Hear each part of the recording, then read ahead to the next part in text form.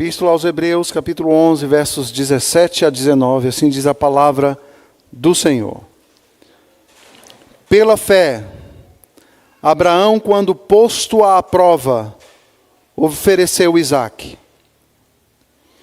Estava mesmo para sacrificar o seu unigênito, aquele que acolheu alegremente as promessas, a quem se tinha dito: em Isaque será chamada a tua descendência, porque considerou que Deus era poderoso até para ressuscitá-lo dentre os mortos, de onde também figuradamente o recobrou. Feche os seus olhos e oramos mais uma vez. Senhor, nós precisamos da Tua graça, precisamos da operação do Teu Santo Espírito, cativando as nossas mentes e corações diante da Tua presença. Te pedimos que o Senhor fale conosco nessa noite, através da Tua palavra. Que saiamos daqui encorajados, animados, exortados, confrontados, corrigidos por Tua santa palavra. Que saiamos daqui nessa noite, ó Deus, fortalecidos no Senhor. Essa é a nossa oração. Nós a fazemos no nome de Jesus. Amém. Deus testa a nossa fé. Deus testa a sua fé. Como esse tema ressoa aí na sua mente, no seu coração? Ao ouvir, Deus testa a sua fé. Por certo, normalmente ao ouvirmos Deus testa a nossa fé, isso não nos é muito agradável. Concordam comigo? Ninguém, absolutamente ninguém, eu acredito, age da seguinte forma: eu estou sendo testado, maravilha. Não. Um teste nos coloca numa sensação de desconforto, normalmente. Isso porque nós não gostamos das incertezas da vida. Não gostamos da insegurança quanto ao amanhã. Não gostamos da possibilidade de sermos reprovados depois de um período de teste.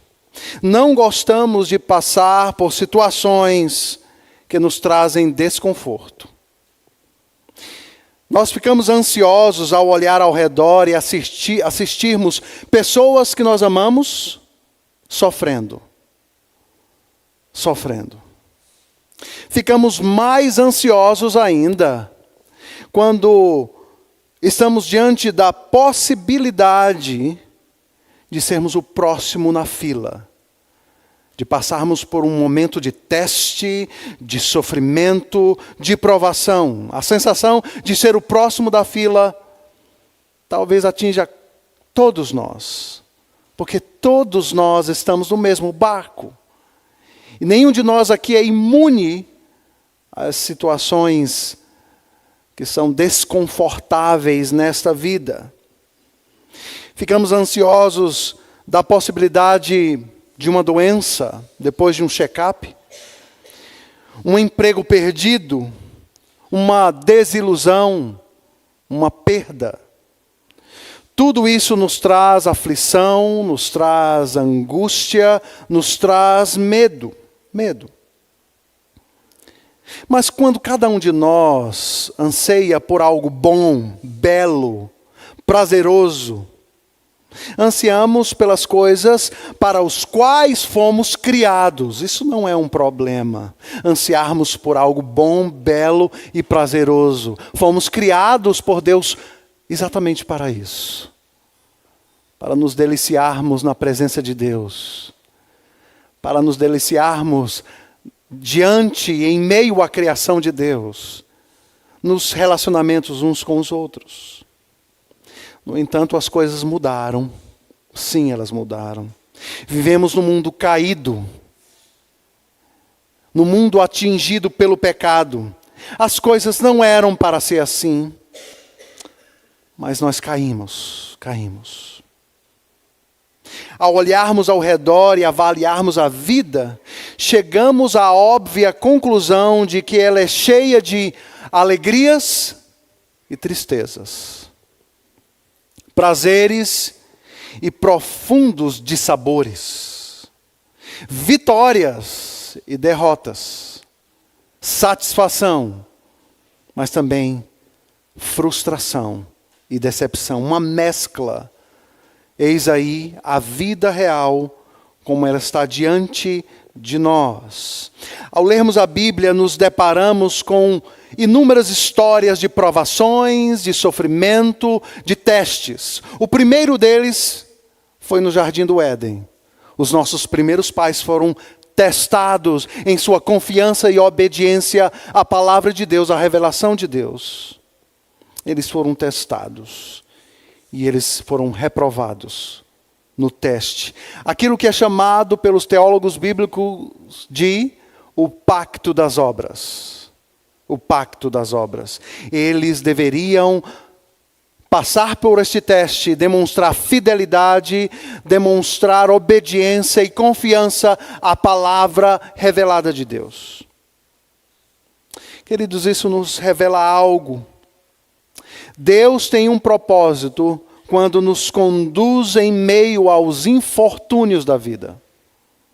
As provações e testes servem a Deus para que conheçamos muito claramente o que está no nosso coração. Quando somos testados, um monte de coisa salta de dentro de nós. De dentro de nós. Precisamos olhar para a vida, portanto, a vida no mundo caído como um centro de treinamento. Deus está treinando os seus filhos e testando a fé dos seus filhos com um bom propósito. Olhe então para a sua vida e entenda que os testes, as provações, os dissabores são oportunidades para termos a nossa fé a cada dia mais e mais fortalecida. Não dependente de circunstâncias ou situações, mas firmes no Senhor, em Cristo, na sua revelação. Deus tem um propósito, uma agenda na sua vida, na minha vida, na vida de cada um de nós. Ele nos levará a lugares, a situações e as circunstâncias para fazer em nós aquilo que somente Ele pode fazer e ninguém mais. Forjar em nós o caráter, a beleza, a santidade, a imagem do seu filho, do seu filho. A Escritura Sagrada, em 1 de Coríntios, no capítulo 10, verso 13, nos diz: não vos sobreveio tentação que não fosse humana, mas Deus é fiel e não permitirá que sejais tentados além das vossas forças. Pelo contrário, juntamente com a tentação, vos proverá livramento, de sorte que a possais suportar. Eis aí um alento. Eis aí uma palavra que nos traz encorajamento. Absolutamente nada em sua vida e na minha vida, em qualquer estágio dela, em qualquer estágio do nosso treinamento de fé, nos é oferecido além daquilo que podemos suportar, porque Ele mesmo provê o livramento, para que possamos atravessar os testes da vida. Portanto, pense na vida, então, cristã como estágios de treinamento. Cada um de nós é testado, provado, não além daquilo que podemos suportar, assim como nós ouvimos o apóstolo Paulo.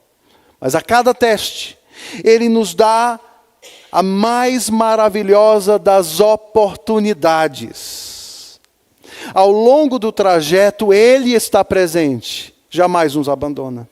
Ele nos fortalece, e o melhor de tudo, as provações e testes nos dão a oportunidade de conhecer mais a Deus em cada nível que somos provados. Mais da sua beleza, mais do seu amor, mais da sua fidelidade, mais da sua bondade. A cada momento, a cada estágio da vida. Queridos, estamos diante de um livro que nos fala a respeito de crentes sendo tentados a retroceder por causa das provações, dos infortúnios, dos testes que eles estão sendo submetidos.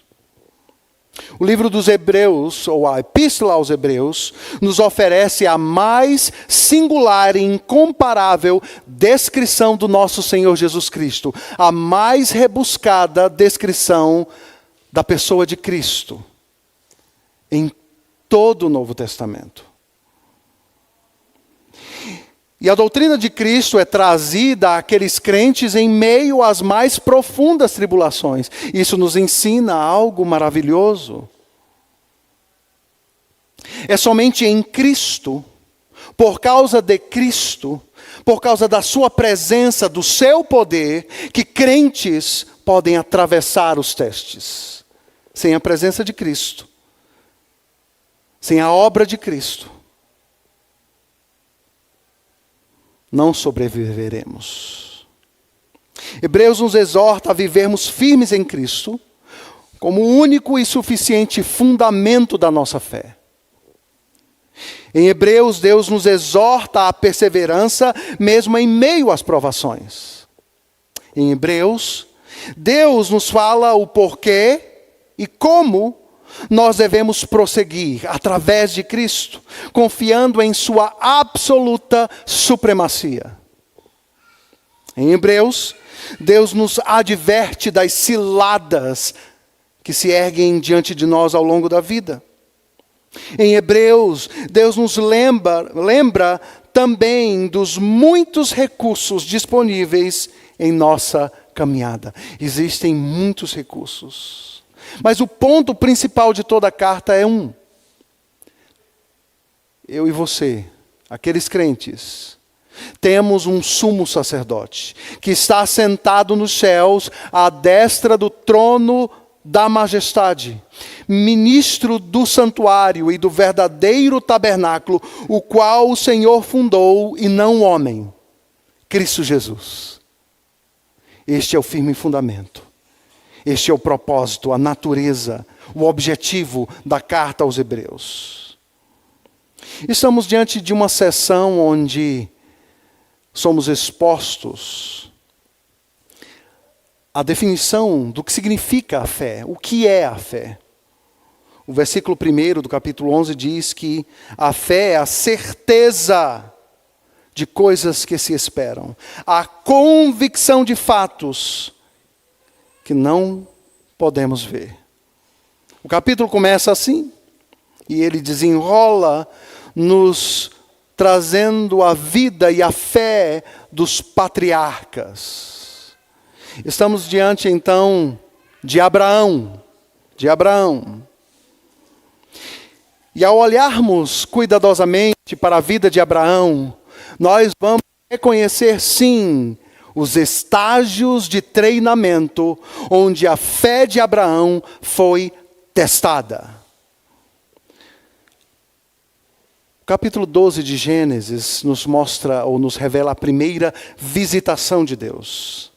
E nessa primeira visitação, Deus chama Abraão à fé.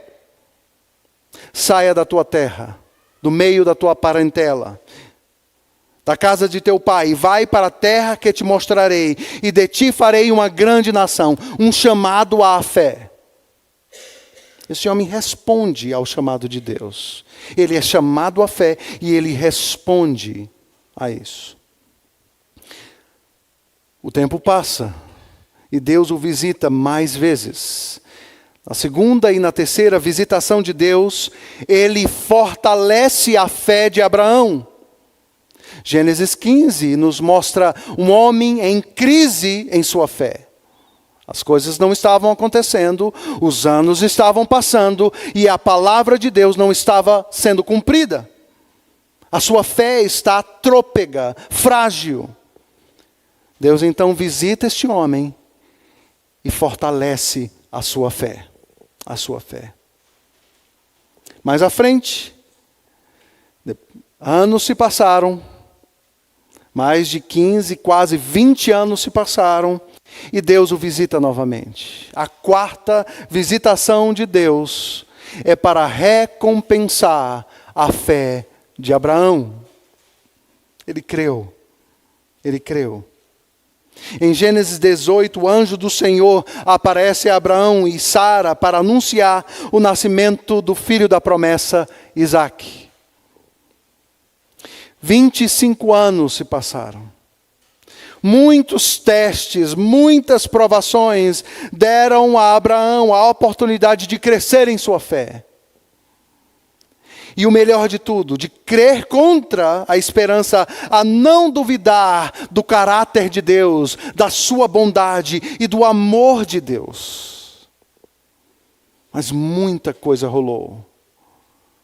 Muitas lutas foram travadas.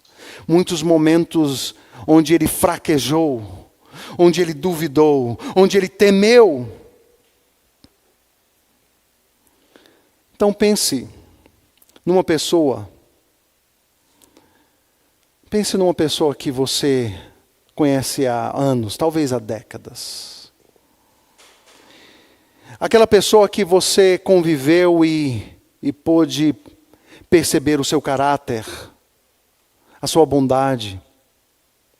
Aquela pessoa que, diante de algum fato, ou diante de alguma acusação, você vai dizer: você está falando dessa pessoa? Não. Não é possível que você esteja falando dessa pessoa. Eu conheço essa pessoa. E por essa pessoa, eu posso colocar a minha mão no fogo. Já ouviram essa expressão, não é? Eu coloco a minha mão numa chapa quente, mas eu conheço o caráter desse homem. Ele jamais seria capaz de fazer aquilo que você está falando. Agora estamos diante de Abraão. E ao olhar para esse texto, somos naturalmente, involuntariamente, remetidos a Gênesis capítulo 22. Quando Deus está diante dele para a quinta visitação de Deus. A quinta e a última visitação. O último dos testes. Depois de uma vida inteira, de estágios e mais estágios, sendo provado em sua fé, agora ele está preparado para passar pelo último teste. E esse é um teste de fogo. É um teste que realmente exigia fé robusta. Fé robusta. O texto nos fala: toma o teu filho, o único filho, Isaque, a quem amas. Isso está em Gênesis 22, a partir do verso 3. E vai-te à terra de Moriá. Oferece-o ali em holocausto, sobre um dos montes, que eu te mostrarei. Oferece-o em holocausto. O filho que ele esperou por mais de 25 anos. O filho da promessa, Isaque. Através do qual Deus havia revelado a ele que a partir deste viria uma grande nação. E agora um teste como esse. O meu único filho. Eu não sei como isso chega aos seus ouvidos. Mas que teste é esse que Deus traz a Abraão? Que teste é esse? Nós podemos aprender pelo menos três coisas. Três coisas. Simples. Em primeiro lugar, Deus testou o amor e a devoção de Abraão. Devoção e amor a Deus está no centro da lei. no coração da lei. Ela nos remete ao primeiro grande mandamento: amarás ao Senhor teu Deus com todo o teu coração, com toda a tua força, com todo o teu entendimento. Deus testa Abraão não meramente pedindo a ele um sacrifício ou um grande sacrifício, mas o sacrifício daquilo que lhe era mais precioso. O herdeiro do pacto, o herdeiro da aliança feita entre Deus e ele, Isaque. O teste de nossa devoção e amor a Deus sempre envolve algo para revelar se estamos amando mais as bênçãos de Deus do que o Senhor da bênção. A pergunta que não quer calar é então: Deus tem o direito de exigir tal devoção e amor aos seus? E a resposta é: sim, Ele tem. Este ato nos revela de forma estonteante a diferença entre o Criador e as criaturas. Deus é soberano e tem o direito de exigir qualquer coisa que lhe agrade. E tudo o que Ele faz é bom. Mesmo quando o que Ele nos pede, ou as situações que Ele nos coloca, não fazem sentido. E nos deixam com uma interrogação na mente e no coração. Tudo o que somos e temos pertence a Deus e veio dele. Sua generosidade deve nos encorajar a render tudo o que somos e temos a Ele. Podemos esperar o teste de Deus em nossa devoção a Ele, em níveis diferentes. Em níveis diferentes. Em nossa carreira, status, autoimagem, dinheiro e etc. Deus testa o amor e a devoção deste homem.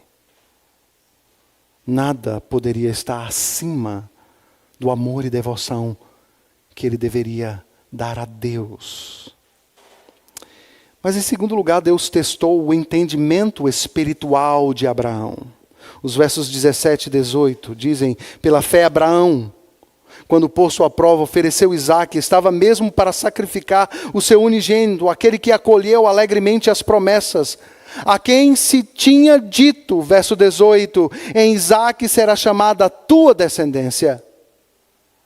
Deus fez grandes promessas a ele, um herdeiro, uma grande descendência, uma grande nação, uma terra. Quão frustrante deve ter sido para Abraão ouvir isso. Sua promessa não seria afetada? As palavras de Deus agora pareciam internamente contraditórias, inconsistentes. Deus pode nos chamar a obedecê-lo de uma forma que pareça espiritualmente contraprodutiva para nós, para os nossos projetos. Mas lembrem-se, Deus tem uma agenda, Deus tem um propósito. E esta agenda e propósito de Deus é boa, perfeita e agradável, mesmo que nós não entendamos os porquês. Deus não se submete à lógica humana. Você pode parar e dizer: não faz sentido. Por que Ele está fazendo isso? Por que Ele está permitindo tal coisa? Lembre-se, Deus não se submete à nossa lógica cartesiana. Deus é Deus. Em terceiro lugar, Deus testou o seu conhecimento e a sua confiança. Deus testou o seu conhecimento e a sua confiança. Que tipo de conhecimento? O conhecimento da experiência com Deus. Não um conhecimento de acúmulo cognitivo somente, mas um acúmulo de conhecimento que se transforma em vida.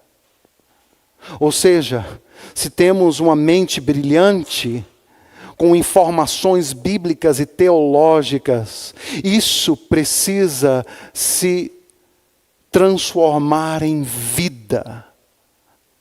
Conhecimento de Deus é conhecê-lo e experimentá-lo e viver gradativamente, progressivamente a vida de Deus em nós. Abraão teria que matar o seu filho amado. Ele amava o seu filho verdadeiramente. Nada no texto, queridos, nos fala que Abraão tinha um amor idólatra para com Isaac. Nada. Ele simplesmente o amava, como um pai ama o seu filho. E eu só imagino ele sendo assaltado por pensamentos e imagens do sacrifício do seu próprio filho. Mas o texto nos ajuda, dizendo porque considerou que Deus era poderoso até para ressuscitá-lo dentre os mortos, de onde também, figuradamente, o recobrou. Ele foi testado no seu conhecimento, em sua confiança.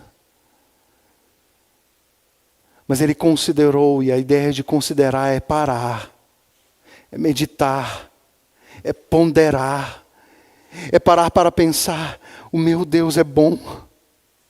Ele sempre é bom. O meu Deus é amoroso. Ele sempre é amoroso. O seu caráter é ilibado, imaculado. Portanto, eu devo obedecê-lo. Porque se ele me pediu isso, Deus tem um propósito. Obviamente estamos diante de algo muito claro, algo sobrenatural. Deus falou a ele numa manifestação sobrenatural em Gênesis no capítulo 22. E ele passou no teste, ele conhecia Deus. Ele não conhecia somente de ouvir falar, mas ele conhecia no coração. O conhecimento do coração o fez caminhar para o sacrifício do seu próprio filho. Como a fé pode passar por um tipo de teste como esse? Algumas aplicações e lições do nosso texto. E a primeira delas: a fé se curva diante de Deus em humilde submissão. A minha fé e a sua fé devem se curvar diante de Deus em humilde submissão. Por certo, Deus não irá nos testar assim como ele testou Abraão neste caso específico, mas cada um de nós aqui passamos por testes, não é verdade? Por provações, em níveis diferentes, mas passamos. Onde a nossa fé é provada.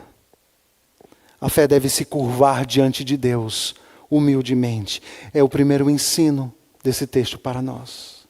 Segundo ensino: a fé que recebe as promessas de Deus deve também obedecer os seus mandamentos.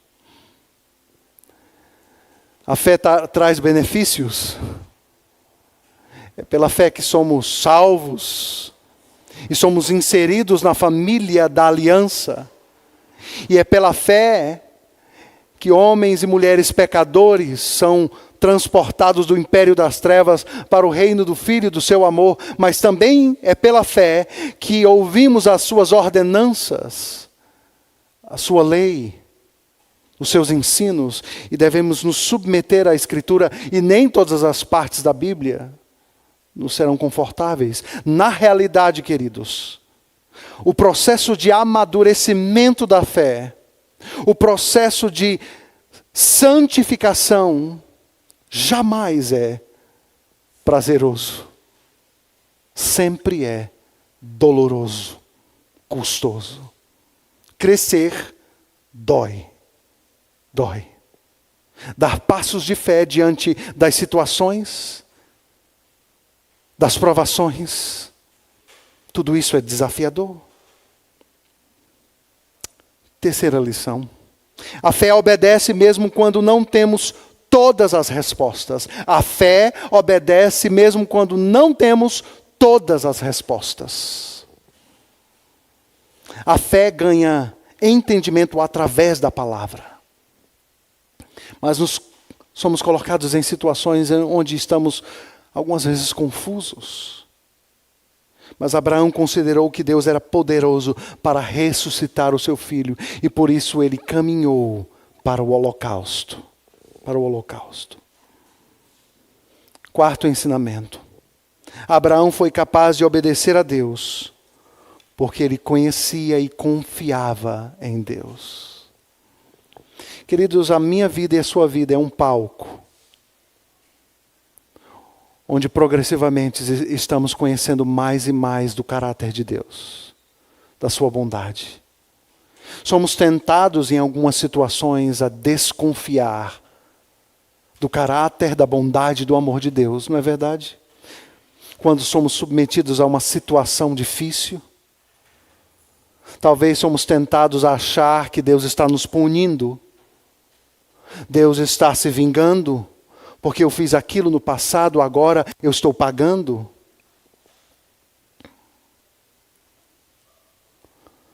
Esse texto nos apresenta o Evangelho. Como ele nos apresenta o Evangelho? Ele nos apresenta o Evangelho porque ele nos remete ao fato de que Deus proveu o Cordeiro e impediu que o sacrifício de Isaque fosse feito. E nós bem sabemos, por causa dos escritores do Novo Testamento, que o fim do teste da fé de Abraão era apontar para o sacrifício do seu único filho. Deus poupou Isaque, mas Deus não poupou o seu único filho e o trucidou na cruz do Calvário por causa dos meus pecados, dos pecados de cada um de nós aqui. Esse texto nos apresenta o Evangelho de um Deus que proveu salvação a pecadores. A morte, o julgamento, a condenação. Aprendemos com esse texto que Deus é soberano e prova a nossa fé de diversas formas, em diversos contextos. Mas tudo isso tem um propósito: forjar em mim e em você a imagem e a semelhança de Cristo Jesus. Quais as provações que você tem passado durante esse ano? Ele está quase acabando. Você tem estado tentado a desconfiar do amor, da bondade e do caráter de Deus dentro da situação em que você está vivendo? Deus testa a sua fé, não para tripudiar, não para se vingar, mas para um propósito maior. Para que você reflita a beleza e a glória de Cristo a cada dia, mais e mais.